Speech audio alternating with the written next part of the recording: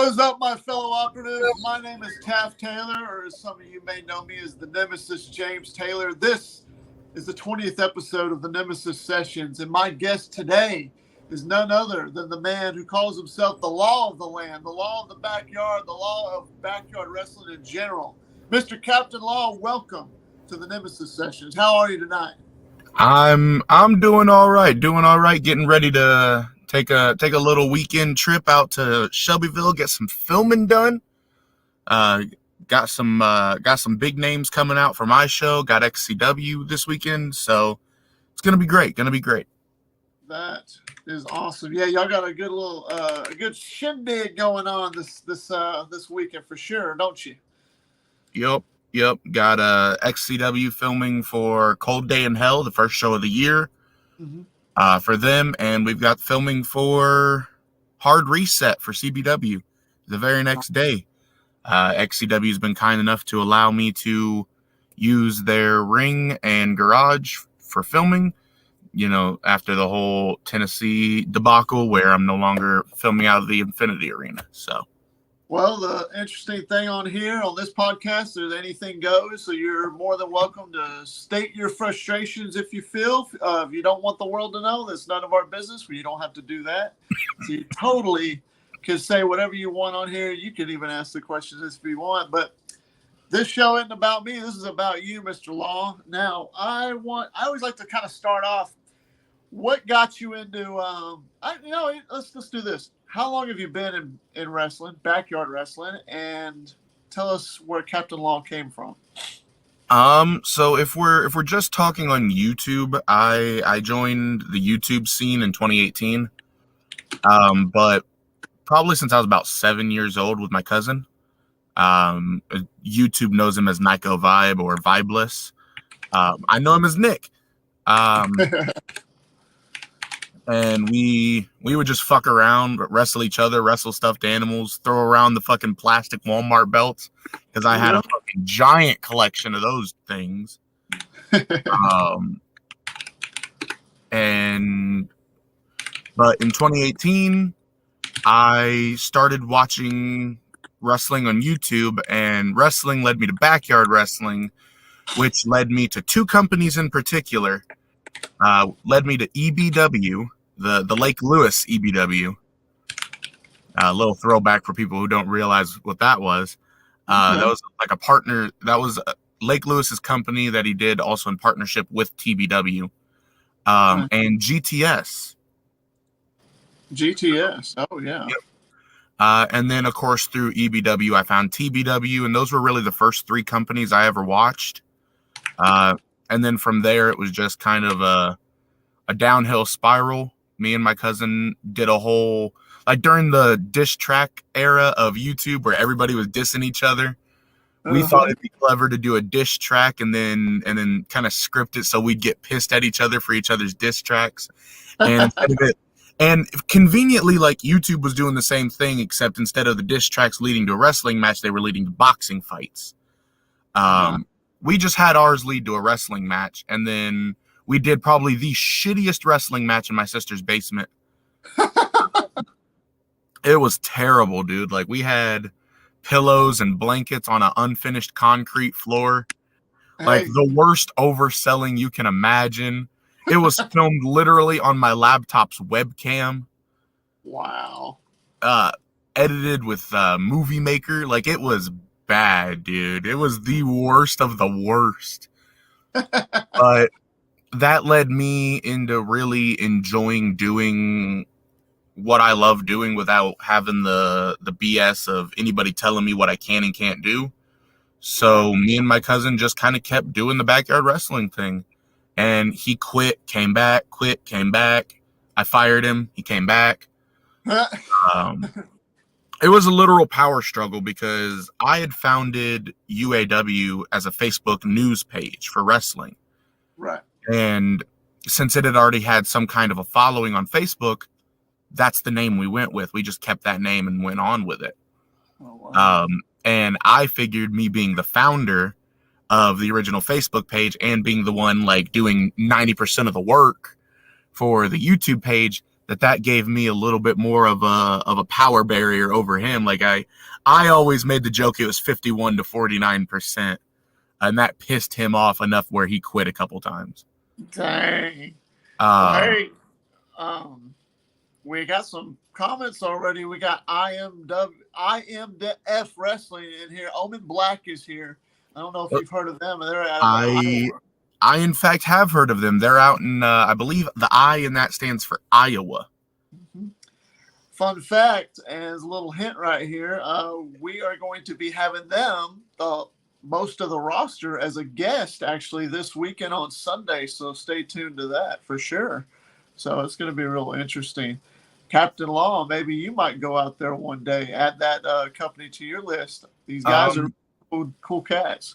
I've been kind of bickering back and forth with them in comment sections, just kind of like putting the feelers out there of like what they can do on the promo side of things. Some of their wrestling is decent.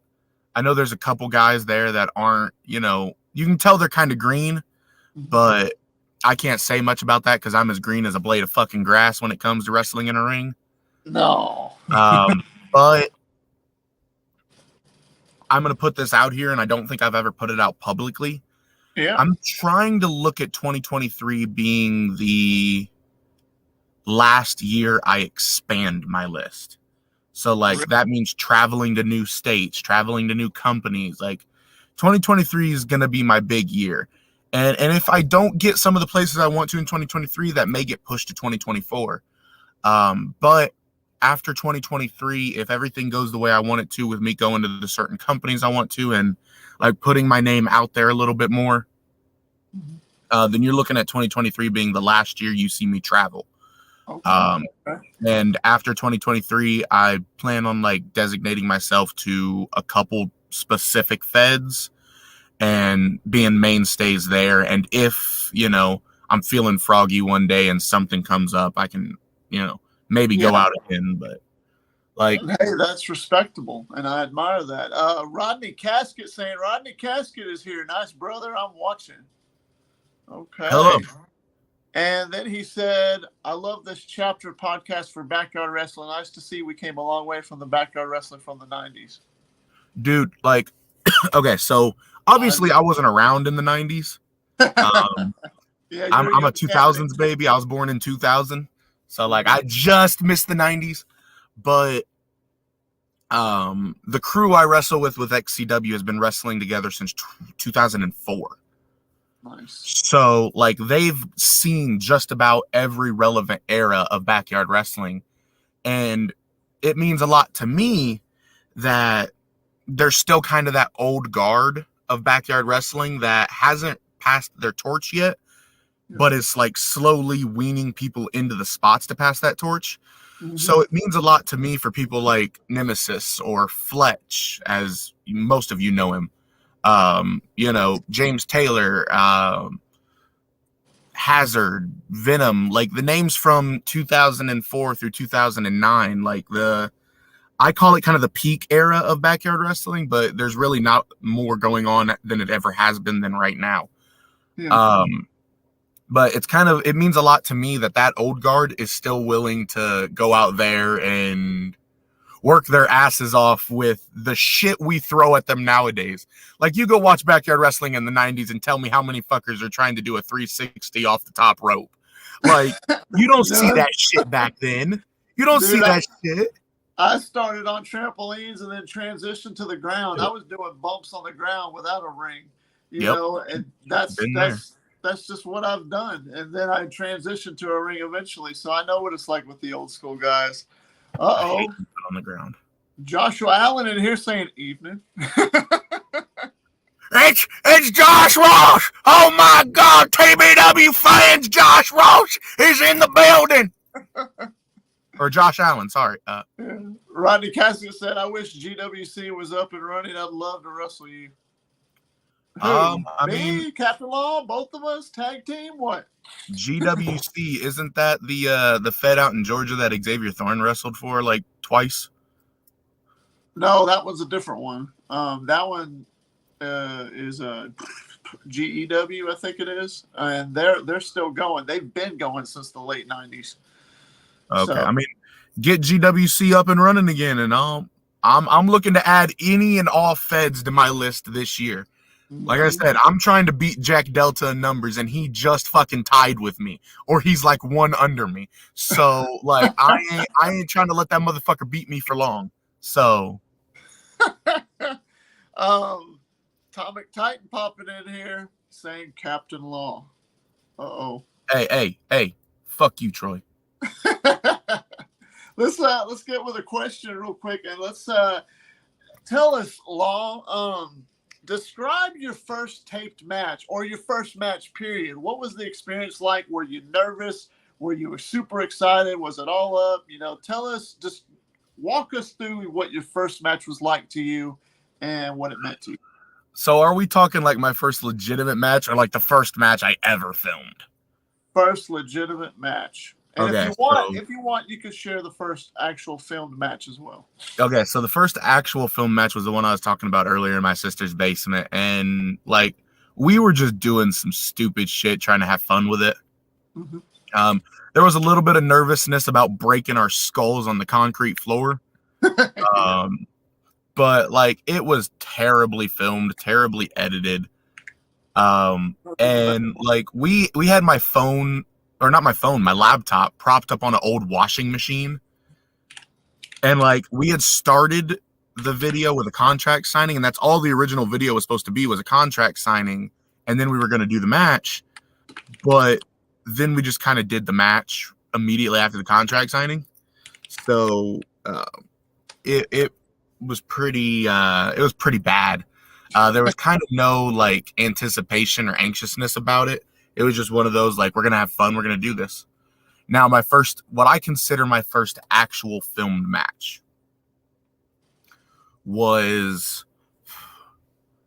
in XCW. And it was the first match I'd ever had in a ring. Like, all of my ground stuff, sure, I had some bangers with, like, Caden or CFR or Aaron Blaze that made me anxious as shit because I had never met them or wrestled with them. So it was, like, something completely different. Kurt Adams. But like my first actual filmed match was me and my cousin as the family connection, because that's how we were supposed to come into XCW. I wasn't supposed to be a single superstar. I was always supposed to be in a tag team. And I was supposed to come into XCW with my cousin, and we did our training session. And then we did a dark match the next show. Nice. And because like usually how Fletch does it is like you'll come in, you'll do training for 4 or 5 months. And then he'll give you a dark match. And if off of that dark match, he thinks you're ready to move forward onto the main card, then they'll figure out a position to put you in a spot for you to fill. But me having had quote unquote prior experience, no matter how bad it was, kind of pushed my dark match up a couple tapings. And plus me and my cousin were genuinely excelling in training. Like, nice. Our bumps looked nice. Our rolls looked good. I still suck at flip bumping. I could teach you that. I mean, I could do it. I don't like to. Understandable. And we did our dark match. It was Corey Lee and Brogan O'Shea versus the Family Connection. And of course we lost, as a dark match, we lost. But the next show, my cousin didn't show up, and it's kind of like, well, you don't show up, we can't book you. So Josh found a spot for me. I became a singles guy, did my run for the international title. My first actual match was against DJ Wolbert. Okay. It was middle of DJ Wolbert's feud with Deacon Storm and Trinity Parker. And for shoots, they had COVID, so they couldn't be there. So they had to find something to do for DJ. And Josh was like, well, got something for you. And DJ did an open challenge to anyone in the back, and my music hits, and I walk out, and no one knows who the fuck I am. Like, commentators are selling, this guy's had dark matches. We've seen him in training, but like, that's it. And like I go out there and do the basic fucking 3 big man moves of doom, running splashes in the corner, running splash in the corner, running splash. That's all it was running splashes in the fucking corner until I hit a sidewalk slam. I think I did a scoop slam, maybe a hip toss. I don't remember like the full. It was a very basic bitch match. Nice. Took a couple of DJ's moves, and then hit the long arm of the law, which is my sit out choke slam for the finish. And then immediately afterwards, like Josh was like, "Hey, got something else for you. We're going to shock everybody tonight." Okay, cool. So like I came in as CaptinLaw, you know, everybody, like I came out as a babyface for the match against DJ because DJ's a heel. Right. And then immediately afterwards, it was Void versus Brady Branson in a United States championship match because Brady Branson at the time was All-American. Yeah. So he took the international championship and made it the United States championship. And anytime he won the international, that's what happened. And like it's going through the match, it's, you know, it's a solid, decent match, and then all of a sudden, I come out of fucking nowhere and attack them both, and end up becoming the heat and the heel in that feud because it was 2 baby faces feuding, and they needed a heel for the heat. And up until my teaming with Jaden Tucker, I was a heel. And then when I teamed with Jaden Tucker, I was supposed to be a baby face, but we were feuding a team that half the crowd is their family. So it was kind of hard to get over as a baby face. Dang. But hey, that's a lesson learned. That's how you learn. You know, you just keep going out there and you keep doing what you're doing. And then that's why, in my eyes, the promos are so important sometimes, because the promos is it's like you're selling a product. You're selling yourself to these fans. Hey, this is who I am. You either like me, hate me, I don't care, but this is who I am. And then right, like the story I'm running with Jay Ellis right now. Like obviously I'm breaking the fourth wall here. The story I'm running with Jay Ellis and XCW right now, a lot of people think it's a racial story, which there's undertones of it there. Granted, we've both, you know, clarified we're okay with it behind the scenes. But it's not necessarily a black versus white or a cop versus black story. Like I said, and if you go and watch New Year's Nemesis, I sell it in the promo with Fletch on the Peep Show before my inevitable match with Tommy the Man Merriman, which was great, by the way. One of my favorite matches I've ever done. I talk about how it's not me going after him because he's black. It's me going after him because in his quest to fight for the honor of the Black Lives Matter community, he disrespected the honor of the blue. So he's backing the black, I'm backing the blue. So it's both of us fighting for the honor and kind of respect of our respective parties, I guess. Respectable, understandable, and that's pretty neat. Granted, I George Floyd him and also choke him out on the ropes during one of the matches, but we're not going to talk about that. Oh, man. IMF Wrestling says the House of Wolves and the Chosen Son, Omen Black, are aware of CaptinLaw, and we tip our hats to him. I'm not wearing a hat, but like, hold on, let me put it on. Boss. There it is. Subtle flex, but okay. They tip their hats to you, so obviously signs of respect. So there's something right there for you for sure. Hey, Josh Rowley came in, because back in the 90s and 2000s, Backyard was considered by people garbage wrestling due to like ECW and everything. And I guess I could stand for that because that's the credit I get. Oh, you're a backyarder. You're a yarder.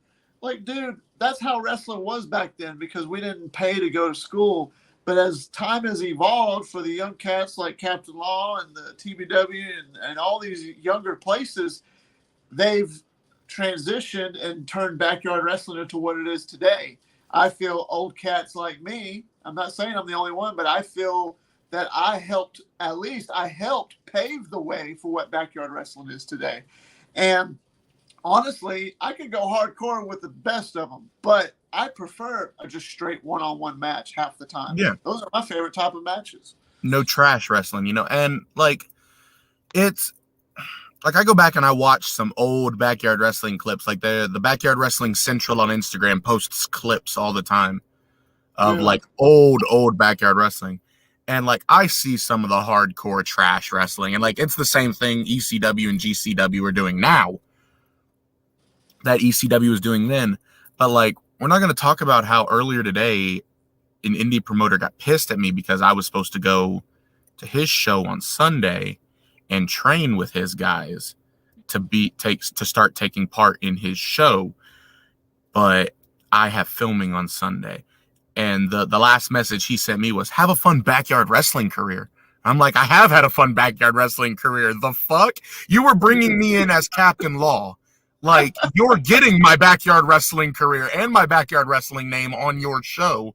So, like, either way, whether you're an indie show or a yard show, if you're bringing a yard tard, air quotes, yard tard like myself in, and you're letting me use my yard name and all of my yard gimmick and everything, you're going to get those yard eyes on your show, especially when you post it on YouTube or Facebook, because I'm not saying I'm the greatest wrestler or I'm the most loved or I'm in most places hated wrestler on the roster.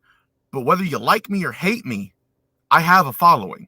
Not much of one, but I have people who tune into the shows to watch me get my ass kicked on the regular. Hey, sometimes those are the best ones. Look at guys like Ric Flair. As great as he was, what was 90% of his career back in the old days? He'd go to a territory, just kind of like what you are doing and what Delta's doing, and hopefully one day what I'm going to do. He went to a territory, fought their top guy, and had that guy beat the shit out of him.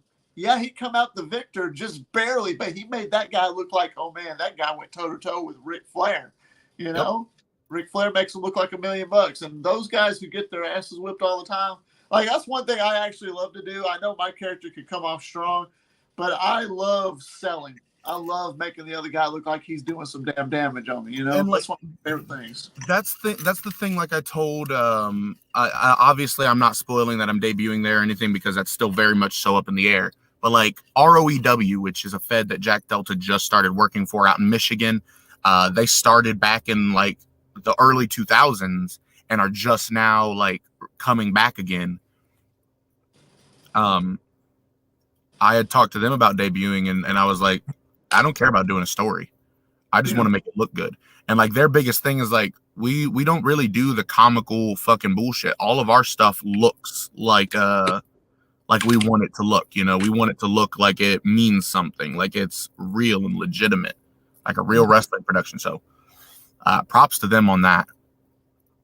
Well, I know, yeah, and that is one thing. I know we're kind of pressed for time. I know we talked a little bit before the show. I know you got some stuff coming up, but do you have time for at least 2 more questions? I've got as much time in the world as I need. Hell, what's stopping me from just setting this over here and talking while I'm driving? Like, there you go. True. I wanted to go ahead and ask you, how many companies have you been in so far, and do you have any favorites? Wrestling wise, I've actually wrestled for hold on. Make me fucking pull up the list over here now. I've wrestled in at least 4 different states, 5 different. But a lot of my list of companies I've worked for comes from doing promo work or commentary work, because I consider that if I've been on your screen or in your ears, I can put that on my list, because for me that counts, because it's a new addition to my roster of companies I've worked for. I'm waiting for the list to pull up here. Give me a second. No, you're good. A lot of people don't realize that I go as many places as I do to network, to make connections. Like, hold on. So I'm sitting at 1, 2, 3, 4, 5, 6, 7, 8, 9, 10, 11, 12, 13, 14, 15. I'm sitting at 16 companies that I have been on screen for in some capacity. And 16 companies and 6 different states. 7 if you count commentary. Yeah, that's neat, man. That's actually really cool. So you see, the spread, all it is just like you said, networking. You're spreading your name out there. You're getting your name known, and that's why people are finding you. Hell, that might have been one reason why I found you. I happened to come across, I think it was UWA or the one in Tennessee. And did I say that right? UWA, Yep, UAW. UWA, Underground Wrestling Alliance. Which Yeah. going back to the question of if I have favorite companies I've worked for, hell yeah, I do.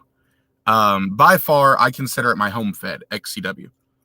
It's where I learned to work in a ring. It's the only reason I work in a ring as good as I do. Which might not be the best to some people, but it works for me.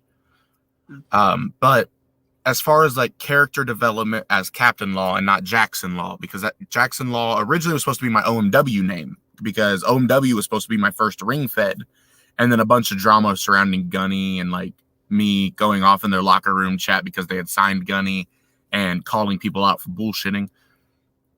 I don't like liars. Just to preface.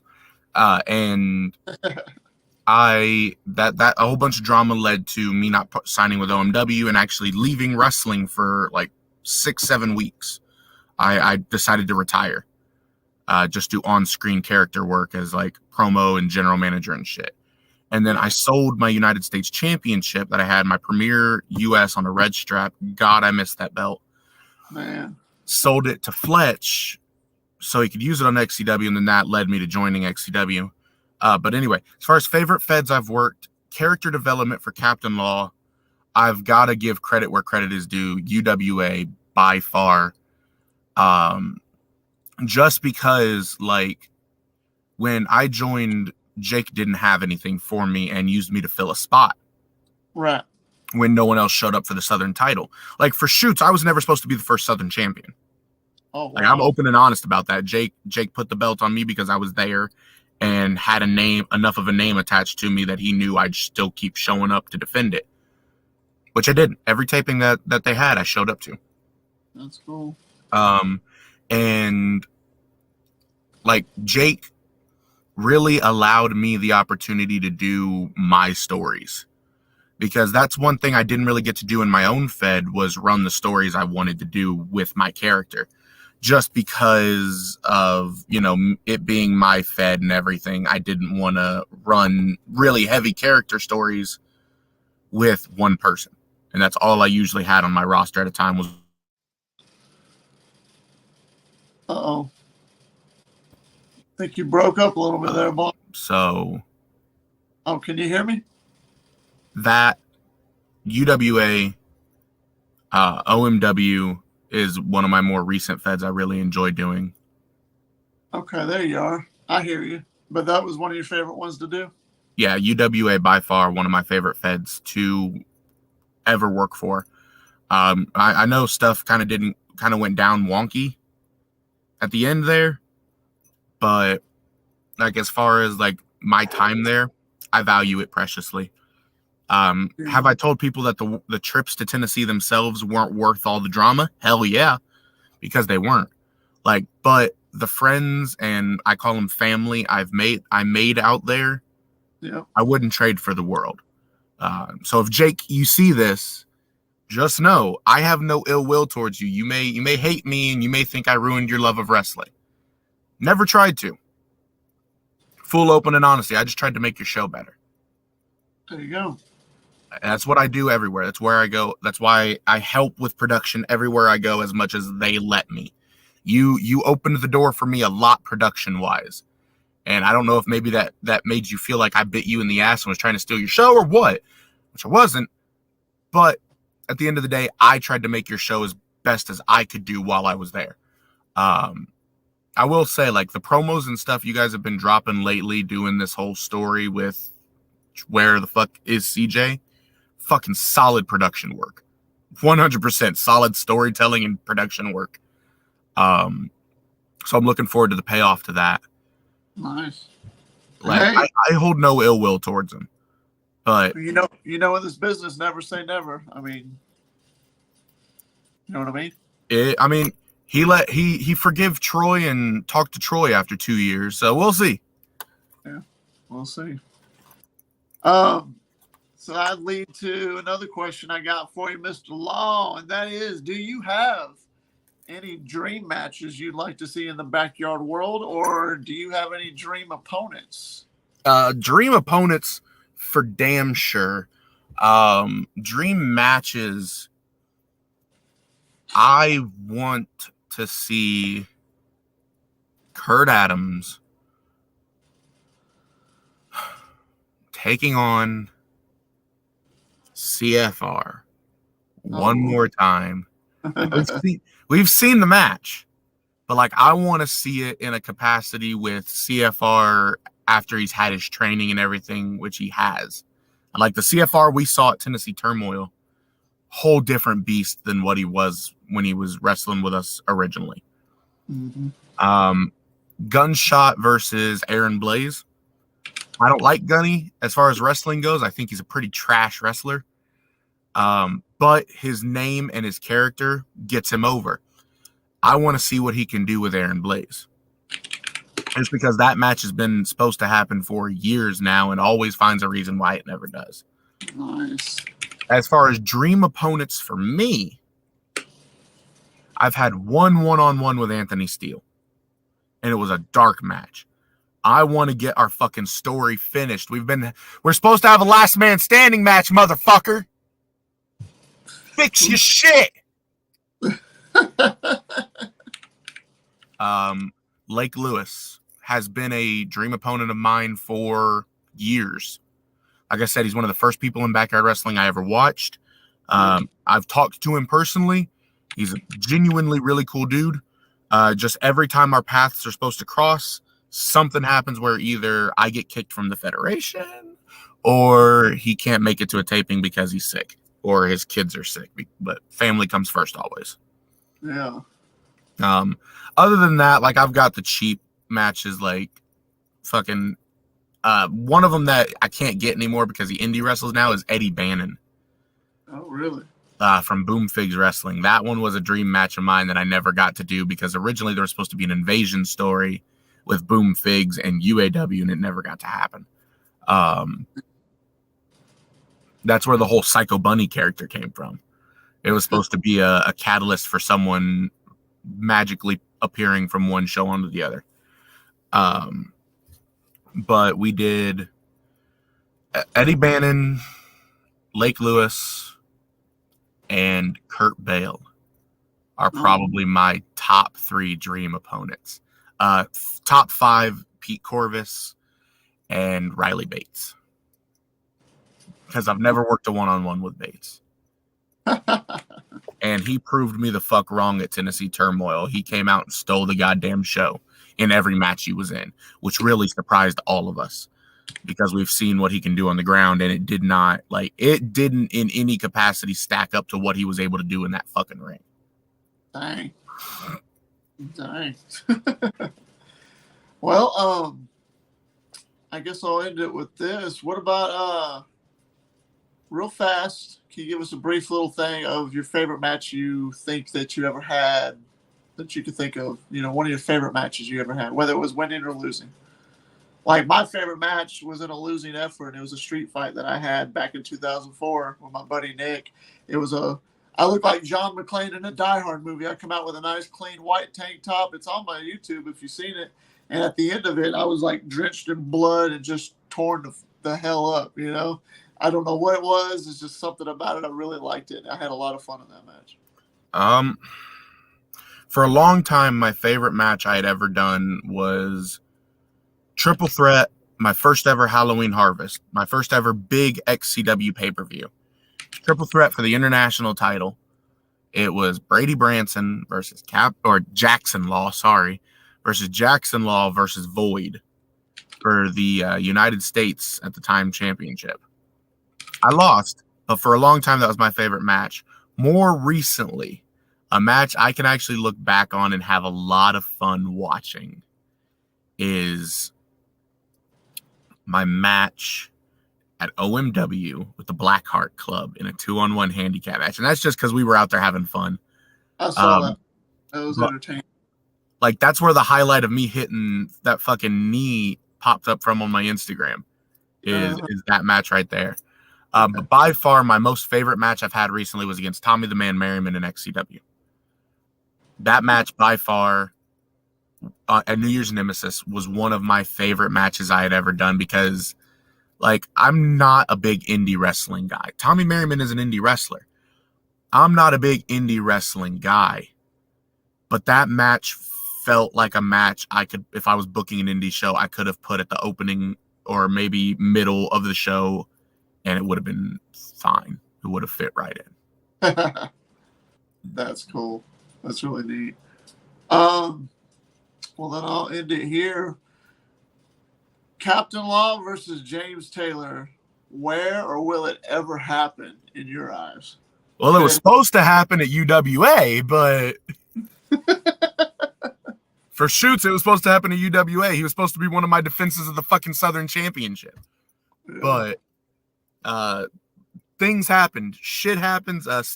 Things, as Rick Grimes would say. I'm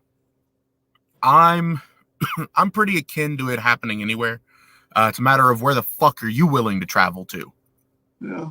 You pop up in that Tennessee circuit quite a bit, so like I'm expecting it to happen at PWF probably. Probably. I won't wrestle on the trampoline, so I hope you don't mind bumping on the ground again. Yeah. No. Actually, technically, PWF films at TBW's arena too now, so it'll happen in the TBW ring, but it won't be for TBW because I don't wrestle for TBW. I've made promises. I intend on keeping those, whether I'm friends with the person I made the promise to or not. I will not wrestle under the TBW banner. I'll wrestle for PWF, and if PWF does a crossover show where it's PWF versus TBW, I'm still wrestling for PWF. So, understandable, respectable. I think in the interest of fairness and for the best product, I think if me and you, or when me and you ever go at it, it needs to be in a ring, and there's some kind of ring. There's some stuff that's being worked on, and we'll get together on that. More to come on that, but it'll be in a ring, and there'll be some ropes in between, and then there'll be a bunch of brutality in between. I guarantee it. So, but I'm not gonna lie to you. I look forward to it. I watched you in the UWA. That's how I came. I mean, I was watching period just to see it because Troy told me about it, and I watched, and then I saw you, and just your shit talking. It's just like Anthony. And I was promos just like, are where I flourish. Somebody needs to shut his ass up, and I think I'm the guy to do it. But I mean, you lost, so you lost your last match, pal. But that's if you really look at it though, we're tied up now 1-1. Yep. So we got a trilogy. We're gonna have to break that tie. And hey, you never know. Never say never. You don't know when, don't know where, but it's gonna happen. And you're looking at the victor right here. But nonetheless, CaptinLaw, is definitely a pleasure having you on here. Glad to be on without any other interruptions like Xavier Thorne and Atomic Titan. What a shit show that was. Oh my God, you saw that, didn't you? Well, I mean, if you have Xavier Thorne on, it's going to be a shit show no matter what. But you add Atomic Titan to the mix, and it turns into a clusterfuck that looks like the short bus trip. Yeah. Fuck a plane ride from hell. That was the short bus trip from hell. A lot of the backyard world is going to be watches this channel and watches this show, and it might even be broadcasted or even talked about on the Backyard Network one day. Who knows? But if you could say anything to the backyard world and to any future guys that you've never faced, you got any words for everybody?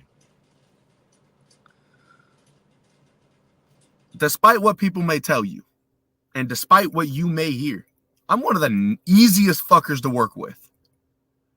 You communicate with me, fucking smooth.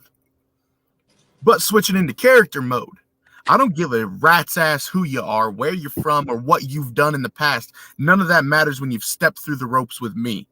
Because at the end of the day, I am the goddamn law of the land, the man in black, the antichrist of YouTube wrestling. I didn't call myself the Lord and Savior of every land I've touched for years, not to save some people from being mediocre in between those ropes. So step through those ropes with me, and your career may get a bit of a resurrection. Oh, nice. Well, there you have it, folks. And 27,400 people might see that and hear that, and you might be hearing some call outs. Who knows? Well, most of the time I hear call outs and then they never show up. Xavier Thorne. I'm going to put links to CaptinLaw's Instagram and stuff in the description below, and where this Rumble is going to be taking place. I'll put the link to the description below. Critical Backyard Wrestling. There it is. And CaptinLaw, we're going to be having a roundtable session here, and probably within a week or two. So if you're available for that, we'd love to have you. But you might get to talk to some of these other guys. What do you say about that? I mean, if time lines up and I'm not doing anything else, fuck, shoot me the link. And if I pop in, I pop in. If I don't, I don't, you know. Gotcha.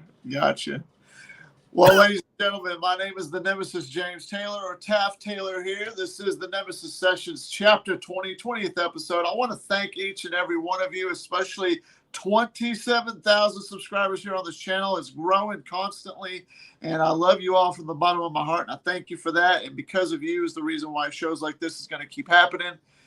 We might see CaptinLaw again. We've had guests appear more than once before. So this ain't the last time you see me on here. I enjoy doing podcasts, man. There you go. Awesome. Well, I'm going to hit y'all up. I'll catch your asses down the road, and we'll see you in the next episode. And you all know why, because there can't be no other way. And then